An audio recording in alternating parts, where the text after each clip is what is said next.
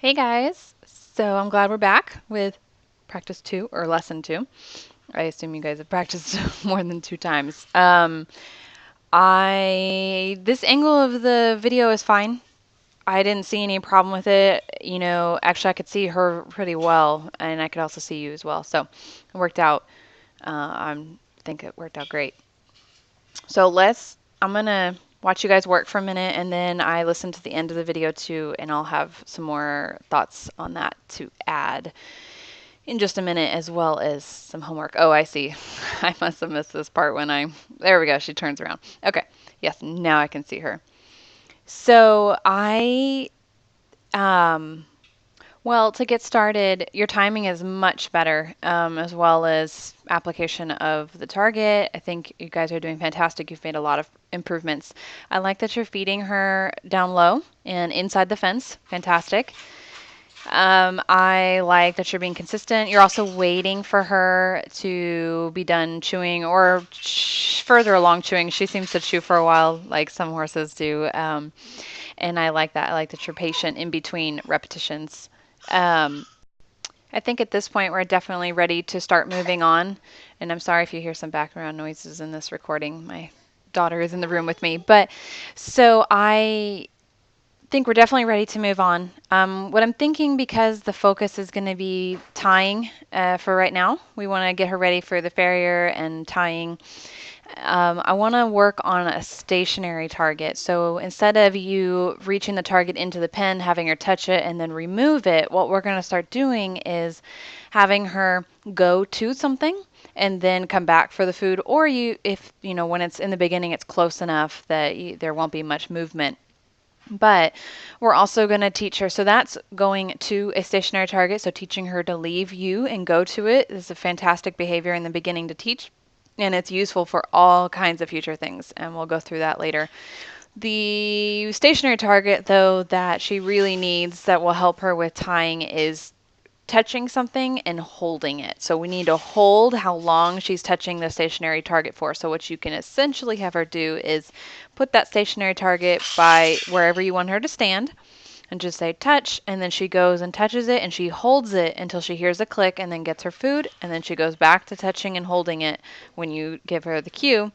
And that will help with her tying. It'll give her something to focus on, to really to engage her brain so she's not so like pacing around and anxious and trying to get out and leave. I really like that you insisted on her head being inside the fence right there. That was good. We don't have to use a stationary target for a tying practice. You can just do like a free shaping where you tie her up and then you click and reinforce when she's standing quietly. And in the beginning, it's pretty back to back, so probably about as far out as these clicks are, maybe a little bit closer. So you'll just have her standing there. And as soon as she's standing quietly, you'll just walk her up, stand her. She stands quietly, click, reward. And then you will wait a second for her to stand quietly, even if it's 5 seconds, click a reward, and then you'll keep repeating. And then in the beginning, it's, maybe 5 seconds at most in between clicks, and then it's 10 seconds, and then it's 30 seconds, and then it's a minute, and then it's 2 minutes, and then it's 15 minutes, then it's 30 minutes, and you can get going and going and going and going forever. That may be something you want to start with right away while also working on the stationary targeting, and then we can use both of them. So if it's ever a situation where she's particularly anxious and nervous, like with the farrier, you might bring out the stationary target. But for every day, just standing and tying quietly, if it's not a very stressful environment, just teaching her to stand quietly when being groomed is something we can do. And I'm going to, when I email you back, I'm going to give you some links with video examples of what I'm talking about, and I'll have written out homework for you this time instead of just the audio. That way I can explain step by step what you're going to be doing with the stationary targeting, and then I'm also here in a second going to show you an example of the type of stationary targeting I'm talking about, where you're teaching her to stand and hold her touching position onto a target. And this is super, super useful for things like trailering, teaching her to self-load. You can teach her to go to a target inside the trailer. You can teach her to go and stand by the standing area, the tying area by herself, and she can just stand there at liberty with nothing holding her. She's just standing and holding it out of her own choice, and that helps a lot of horses with their anxiety. The other thing, there's many other things you can use it for.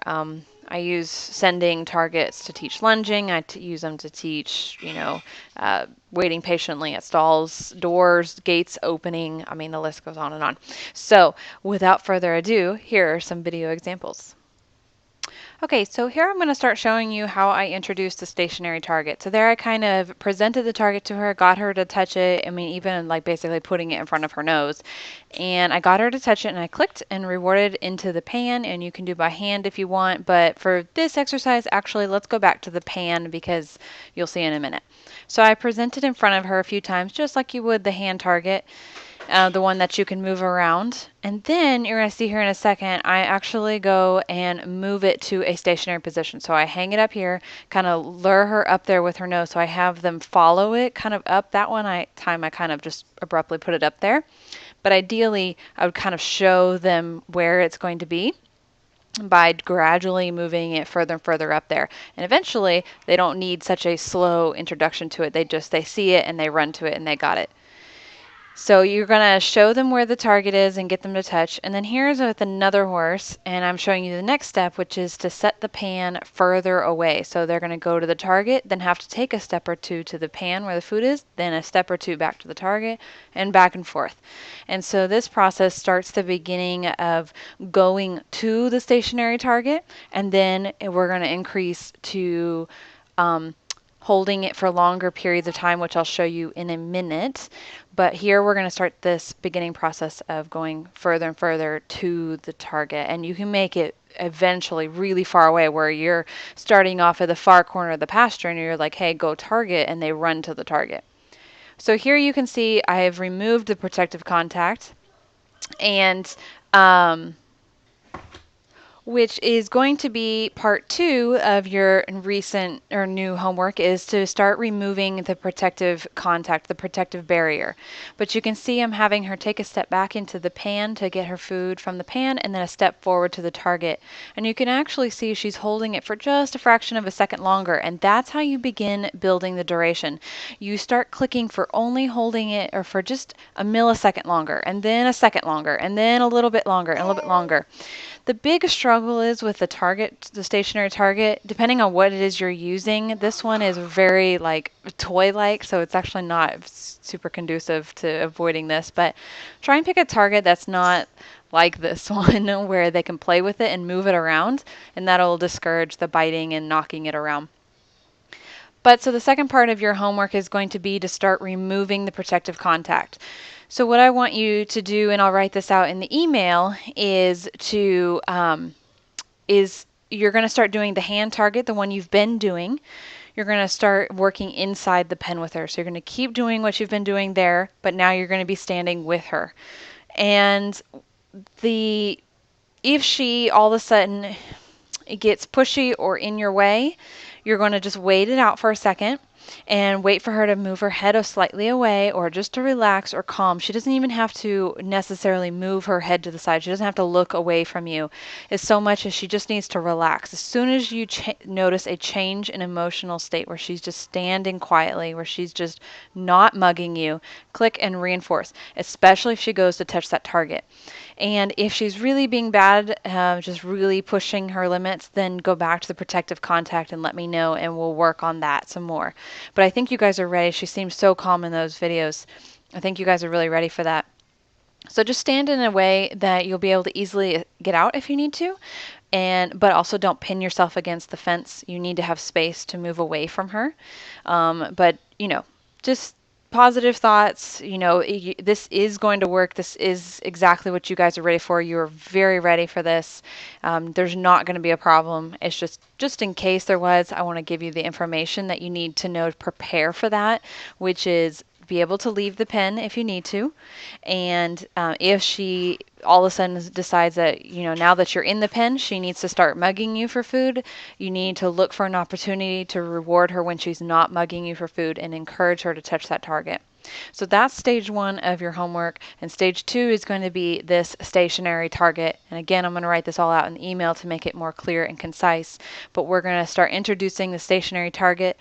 And in the beginning, for this week, you're just going to be doing the touching the target and going to the food pan and putting the food in the food pan, and you're going to be doing this again in protective contact. So even if you're doing the other part without protective contact, you're going back to protective contact for this. The purpose for that is this is a new behavior, and because it's something that's stationary and not connected to your body, there is a chance that she might get a little bit frustrated, and I don't want you to be in the pen with her if that were to happen. So protective contact when you're doing the stationary target, and start with the food pan right underneath the target so it's really easy, and then build up. And then over, depending on how you think she's doing, if she's really getting it, she's really consistent, you can start separating the pan a little bit further away and a little bit further away and a little bit further away. But she needs to be consistently going from pan to bucket, or from pan to target, pan to target. If there's any confusion, if she walks away, if she gets frustrated, if she pauses, if she flattens her ears, any of that, that means we've moved too fast, too quickly. It's not what's called a clean loop, meaning that from click to click is not clean. We're getting undesirable behaviors. We're getting stressed behaviors we don't want. So again, I'm going to write this in the email, but just wanted to talk through it on here as well as I showed you the video clips. And now just for example, I wanted to show you a video that I created for Instagram a while ago about my mare, and to show you the value of a stationary target. So this mare gets very anxious when tied if she's separated from other horses, and she's not usually like this. She stands quietly for extended periods, like endless hours, no problem, not a single problem, until she gets stressed, which is why I want you guys to work on the stationary target as well. And because I'm going to show you here, this is the same day, just a few minutes later, I brought out the stationary target to give her something to focus on, and here she's just standing, touching the target, and this is how long of a duration and more that you can work up to. Even though her nose isn't pressed against the target, she understands that standing there at the target is what's requested, and you notice that she puts her nose back. I waited for her to get her nose back there, clicked and reinforced, and we can work up to longer and longer durations for that. So that's why I want to work on the stationary targeting with you guys, not because you'll always need it. She'll be able to tie without it, but if ever the situation is just like really stressful for her, you want to be able to bring out that tool and have her refocus and calm back down and know exactly what it is we're looking for. In my email, I'm going to give you a link to a couple of videos of teaching my filly River to tie, and I think that they'll help you as you listen to them and watch what's going on. And for her, I didn't use a stationary target, and what I did was click and reinforce her standing calmly. So I free shaped it basically, and then I worked up to longer and longer periods of her being able to stand quietly while tied. And this is more immediately, I think, what we're going to work on. I want you to first introduce the food clicker training with the targeting inside the pen, so not in protective contact. I want you to work on that first. That way we've established that she can be safe and content and happy and relaxed around food, even when you're close in and not tied and not with a fence in between you. Because what can happen is let's just say you all of a sudden jumped into clicker training while tied, and you've never worked out of the protective contact before. Even though she's tied up and she can't technically get to you, that extreme restraint that she's going to feel during tied, if she's already anxious and then you add food into the mix, we could create a big problem, and she could get even more anxious and more stressed about being tied because she now doesn't want to be tied, and she also can't get to the food, and it's a problem.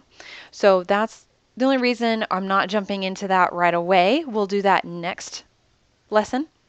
We'll work on that in particular. So I want you to work on the stationary targeting and the targeting inside the pen without the protective contact. Those are the two things I want you to do this week. And then for the farrier, this week, the hay bag it would be very useful, especially if she can get some like alfalfa or something. I don't know if she likes alfalfa, but my horses will stand forever if they have alfalfa, so maybe that'll help. And I would tell your farrier to, when I'm working with a new professional, what I tell them is that I'm the professional trainer in this case, but let's just say I wasn't. This is what I would say, which would be, hey, just so you know, this mare is a little bit anxious about being tied. We're working on it. This hay bag is here to help keep her busy. I've been actively working on it. We are training. I'm working with a professional. We just have to get her feet done. So, what I would like you to do is just be patient as possible. If we need to take a break, maybe we can work on another horse in between. So, maybe do her front feet, let her take a break, work on another horse, then come back to her back feet or something like that. You can also tell the farrier that you'll pay them extra to be patient. I know usually people are pretty tight on money, but a lot of times what happens is the farrier gets paid per horse. So let's say you pay $40 or 60 or whatever it is to get your horse done. They're not getting paid. They're getting paid the same amount whether it takes 15 minutes or takes 2 hours. And so naturally, they want it to take as minimal amount of time as possible so they become impatient. So if you tell them, hey, I'll pay you extra to be patient with this mare, they're more than happy to take it slower and usually, and to not worry so much about the time limit. You could even work out something where you pay by by the hour or whatever it is that works for you guys. Just be upfront. Tell them that the horse is a little bit anxious, but that you're working on it and you're working with a professional and you're willing to pay them for their patience. Those things together usually will make people the most patient people in the world. I think farriers just really want to know that you're actively working on it and they're just not being expected to just deal with this out of control horse forever. Not that your mare's out of control, but I think a lot of farriers think that if the horse is even moving around a little bit, it's just out of control. So anyway, hopefully this helps. I gave you a lot of information, a lot of things to work on the next 2 weeks. I'm going to email the rest, detailed line by line. And I look forward to working with you guys in the next 2 weeks.